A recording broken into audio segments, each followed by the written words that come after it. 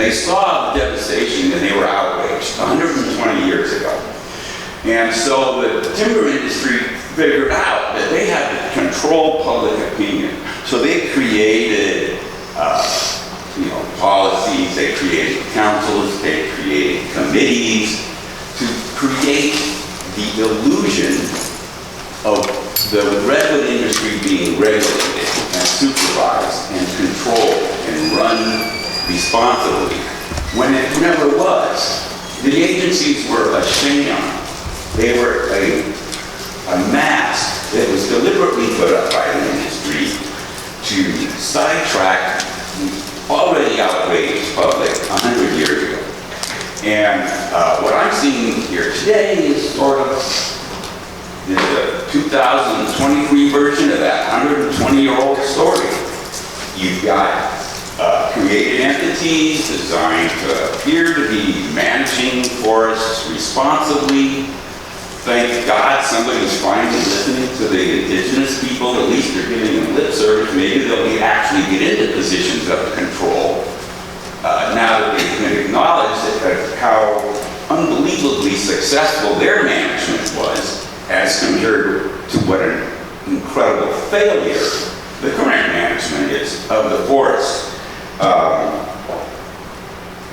The logging industry is basically responsible for the past management of all the forests in the U.S. They're all managed by business. We're run by markets, right? There's a market for trees, so they cut them down to make money. That's the way it's operated here, okay? And this management by logging industries is a disaster.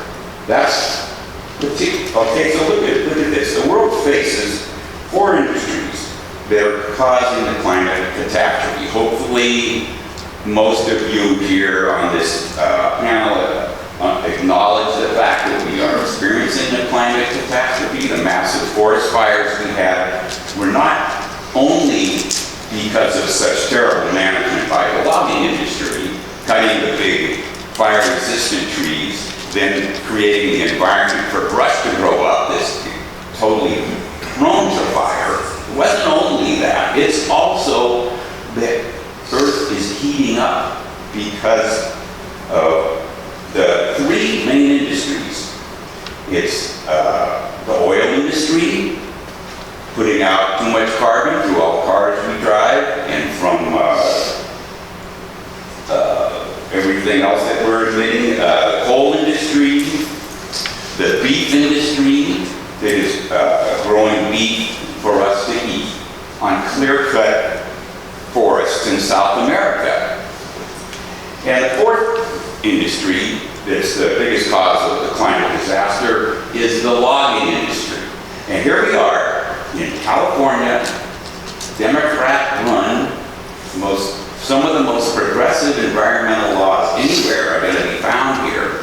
And what are we doing in regards to logging? The logging industry is just clinging with to its entrenched destructive policies.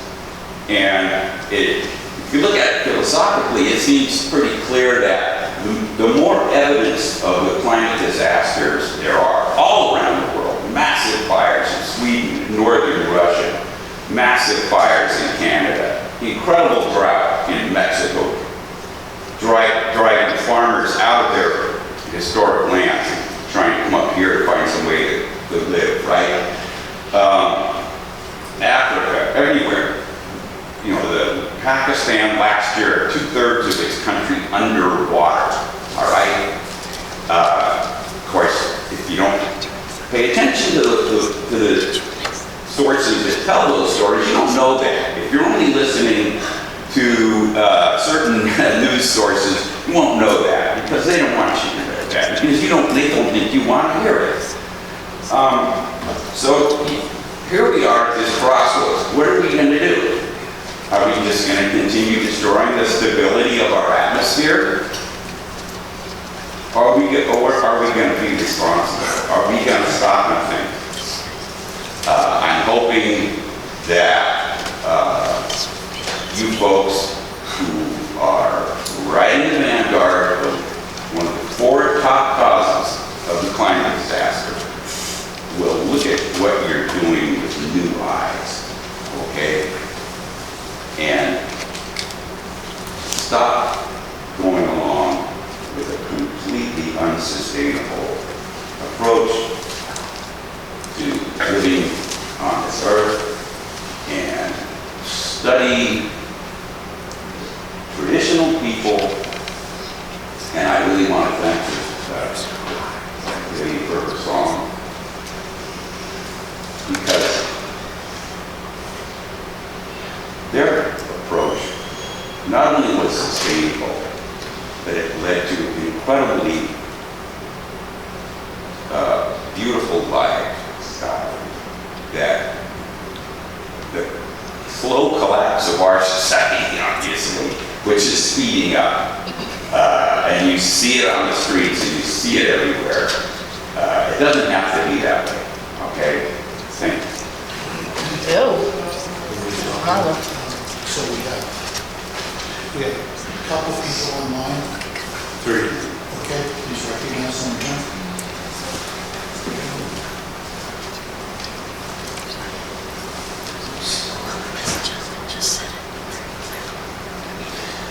Karen Mackey, if you would unmute yourself, you can introduce please.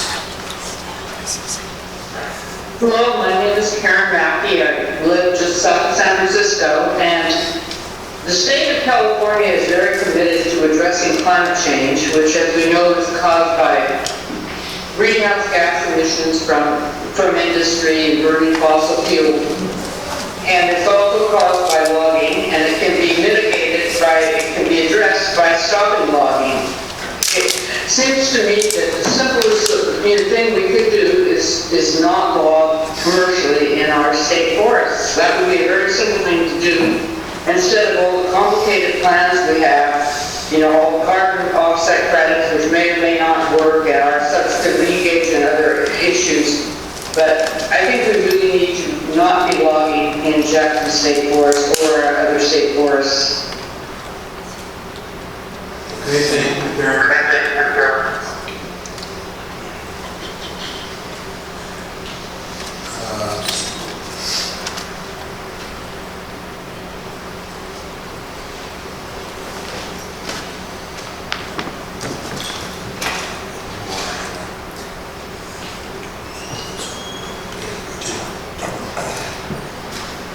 Wade Leschen, yourself muted.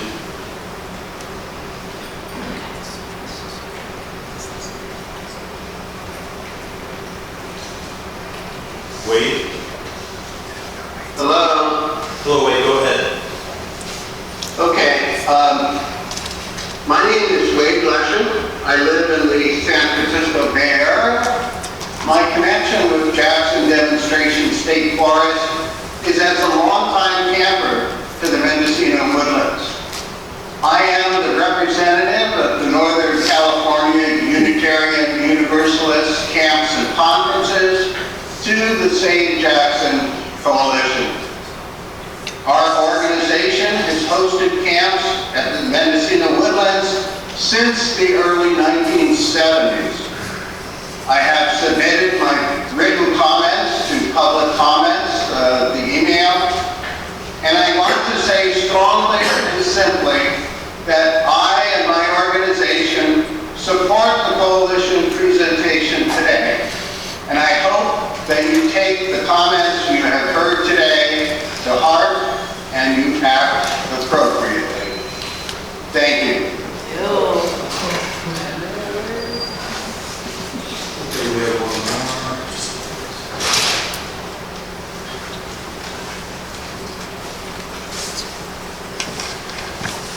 Okay, Robert Sternberg, you're unmuted.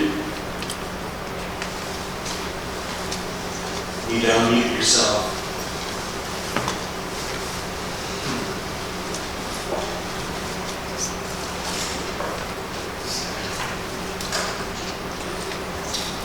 It's not unmuted. Steve,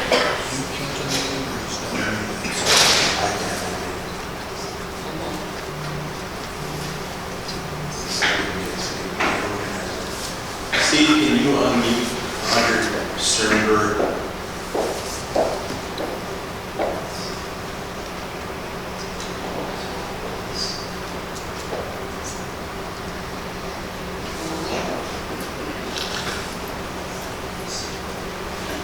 Since he's offline.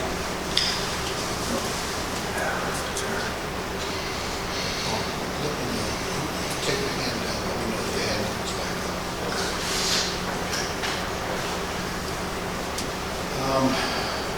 Thank you all. I will say, as you know, if you Use your mic. Sorry, Thank you it's so not much. close enough. As you know, this may even be my last meeting as chair of this board. But that said, I think what we have heard today is very valuable. I think I've been accused of being eternally optimistic, but I have to tell you, the last act I did before retiring from UC Berkeley was to agree to chair a search jointly between the environmental scientists and the ethnic studies people for a traditional environmental knowledge position. It was a wonderful experience. I would have hired all 6 finalists if I had my way. We did make some progress, but my agreeing to chair that search was a statement that I believe there is a path in which traditional environmental knowledge and the kind of science that Berkeley is known for in the environmental sciences sphere, that there is a way to come together, and we are a long way away from that.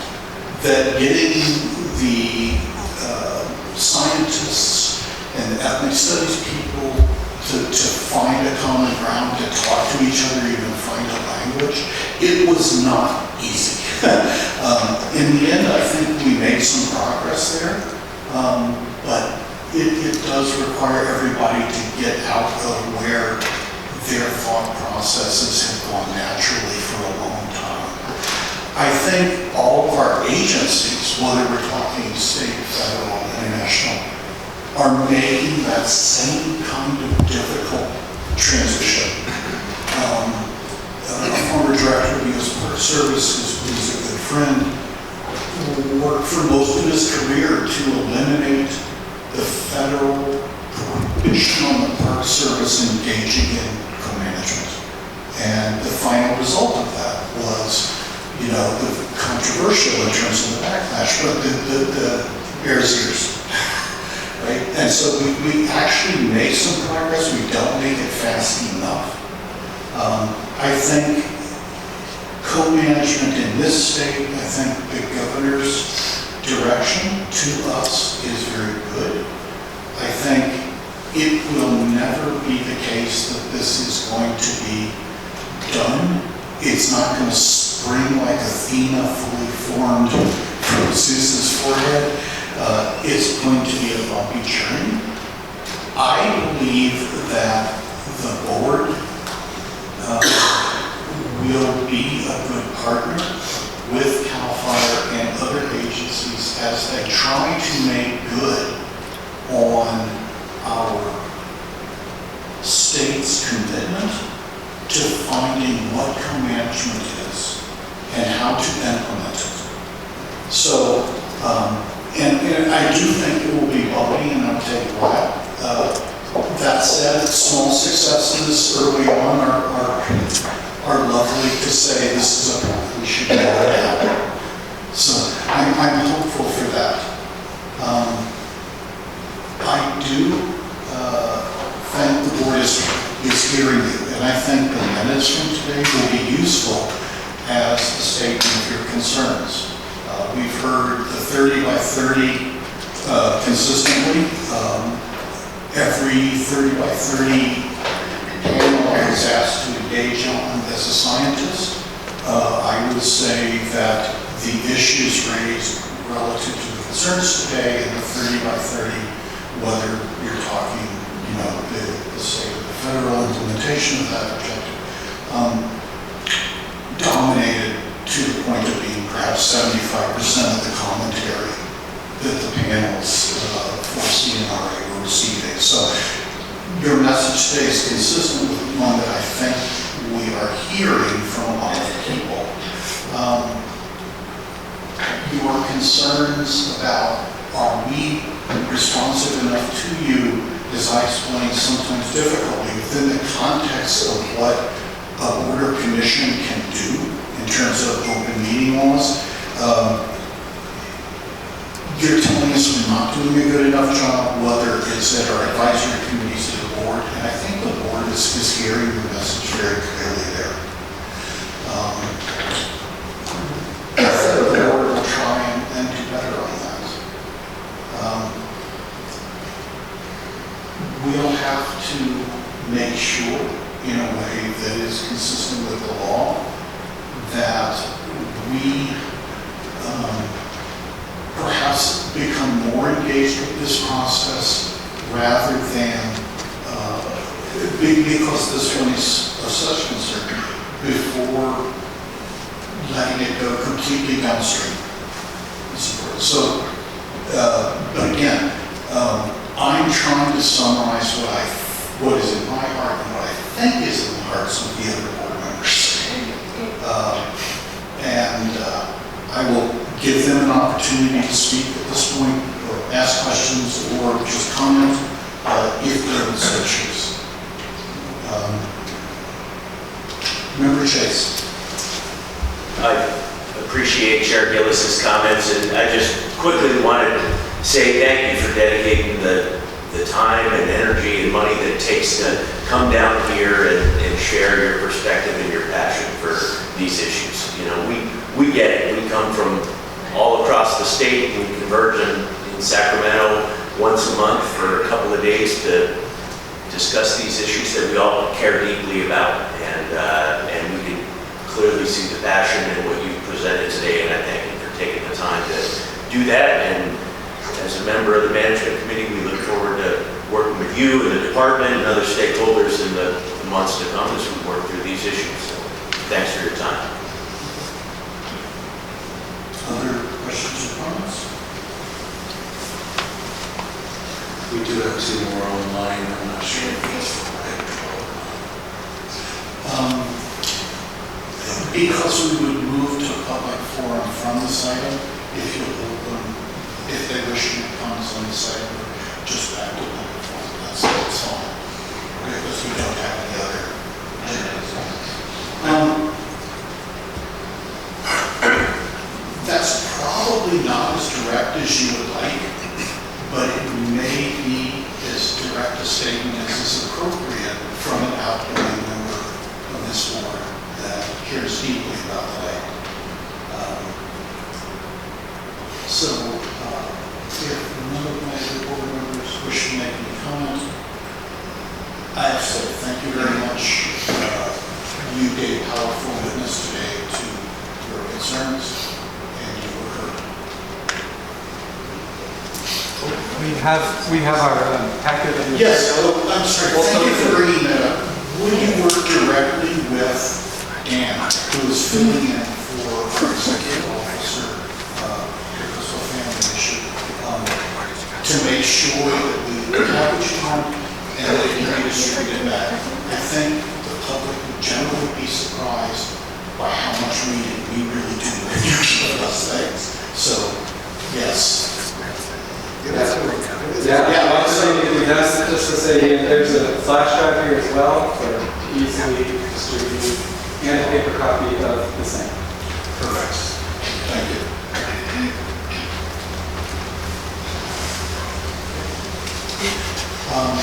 So with that, I'm going to move to item 12, public forum, and recognize anyone who's hand is up, and if they wish to comment directly on Jackson, that's fine, or if they have another issue. Okay. Dean Cornwall, you are unmuted. You need to unmute yourself on your end. And you can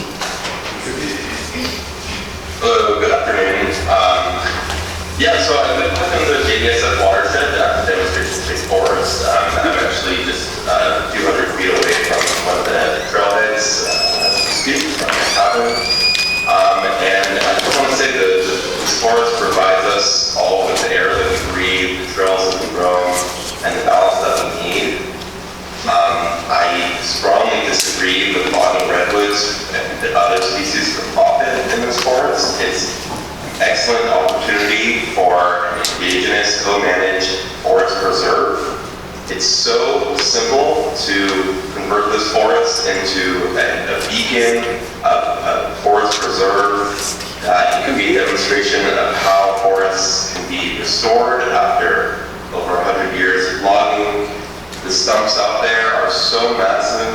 Some of the oldest trees, the largest trees, were located here, right here in Mendocino County.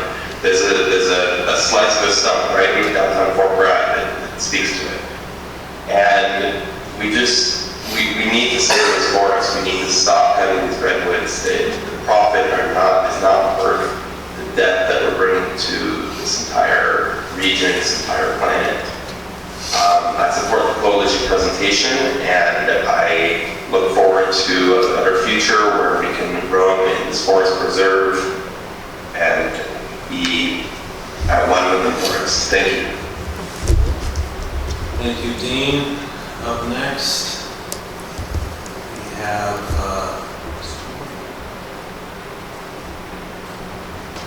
his hand is down, so we go to Richard Peter.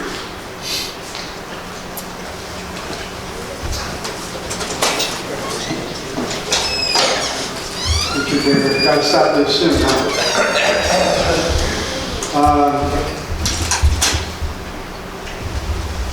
I really think it behooves the board and CAL FIRE to really seriously confer with the California Natural Resources Agency and the Newsom administration to really get the direction and commitment you need on higher levels to determine what co-management should be and what the new mandate should look like. Modernizing management is modernizing the realignment of the mandate. These things have been brought up repeatedly today. And I'm afraid that if it's just kept in the context of the Board of Forestry and CAL FIRE, we're not getting that multidisciplinary impact, which was the reason, ironically, AB 1492, they put more emphasis in the oversight from the resources agency. You and I might disagree about how that worked out, maybe not. But this is a much broader issue that extraordinary measures need to be taken. And just would buy, a positive thing. The whole struggle to prevent the remaining old growth redwood along the Sinkyone Wilderness coast resulted in the 7,800 acres acquired to be over half part of the Intertribal Sinkyone Wilderness, the Intertribal Sinkyone Wilderness Council. That's a guideline for moving forward with land back and protecting and recovering the natural resources in California. Thank you. Thank you. Gary Hughes? No, thank you. You're done. Karen Pickett? I'm fine as well. Michael Hunter? Andy Gulfstream? No, thank you. We have two on this. And Matthew Sims? That's good.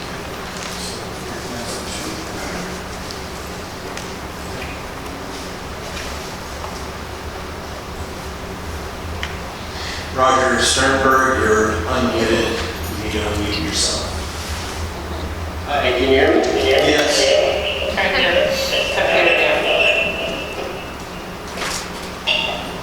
No. You need to mute your computer. You might have that on. You there?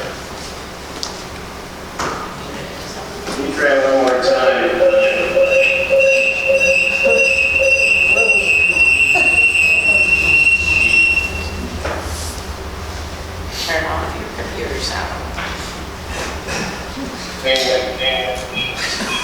You know, I don't think we're, our feedback loop, we're one speakers going into your microphone, going into send your comment to the Board of Forestry's comment email address, and we will record that as having been a comment that we received in public forum. That is on the agenda.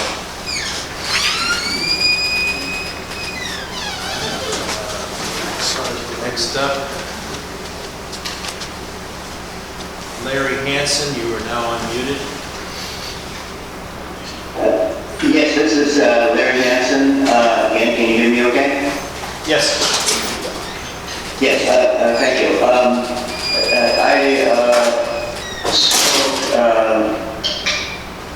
That included Jackson State Forest and other programs relate to the presentation. And I have to say that the presentation was just an amazing thing to see people, you know, that have been out there and seen it, speaking from their hearts, speaking from their historical perspective. And it is such an amazing and moving thing. And so I just wanted to reiterate my feeling, you know, about this, that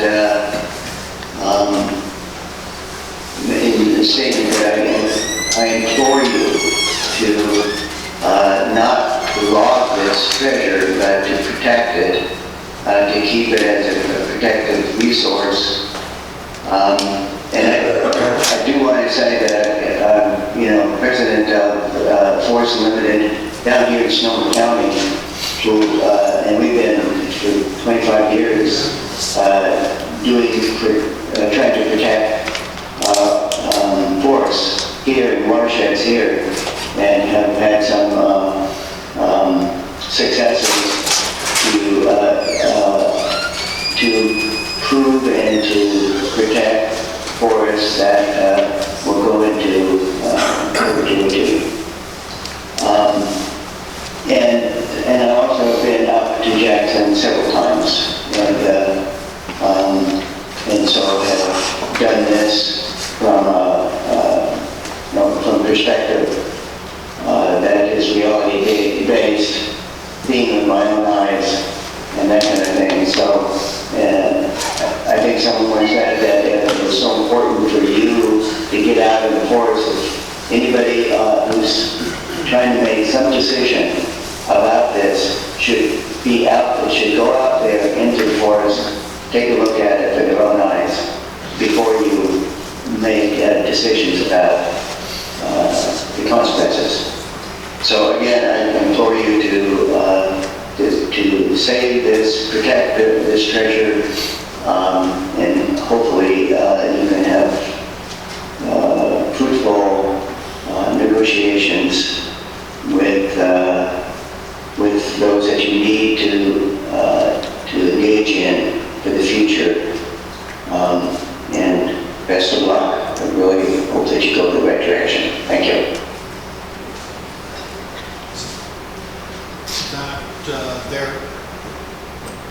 There are, seeing no further requests for public comment online or in the audience, the Board of Forestry and Fire Protection is adjourned.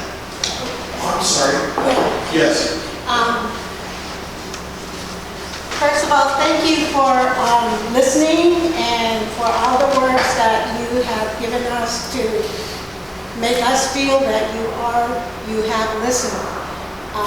My question is, what are the next steps? I know you mentioned you have a lot of legalities as a board committee, so it's good that you say this, but I would like to know what action are you going to take? What are the next steps, especially with you transitioning out of this position? How are you going to make sure the new person carries on all the words you heard or whatever your thoughts are? You know, otherwise it's just lip service again. And we've had enough of that. And we want action. I can tell you for my part, I am still chair of the board, and my term runs to the new year. I will definitely represent the board. I have regular interactions with the executive team of Campfire, normally with my executive officer and I. In this instance, is part of just reasonable transition planning. I will probably bring in another member into those discussions where we will have to take up that very question because they don't have a roadmap right now. I think the person I'm going to try and talk into doing that is Ms. Forsberg-Pardee, who I have great confidence in. I am proud of everyone who ever earned a PhD in my shop. And I'm very proud of Liz and the scientist and that she turned out to be. And so, Liz, you can say no later. Probably nod your head in a vertical direction to be in my next meeting on that. So there isn't a roadmap, but there needs to be a roadmap that I can at least leave on the desk as a suggestion to whoever takes over the leadership of the board.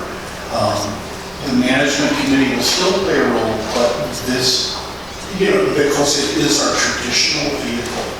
And by the way, I can only say this because this is an agendized item. Normally, I can't do a back and forth in public forum legally. The management committee will still be central to this, but many times this will probably come before the board. And when we are ready to take steps, we may well find that our workshop forum, which is closer to an advisory board meeting where the give and take can be a little freer. It's not quite as constrained and doesn't push off the kind of formalized regulatory work we do. May be the option that I would recommend to my successor to move this forward. You're welcome. And with that, there we go. And with that, the Board of Forestry and Fire Protection is adjourned.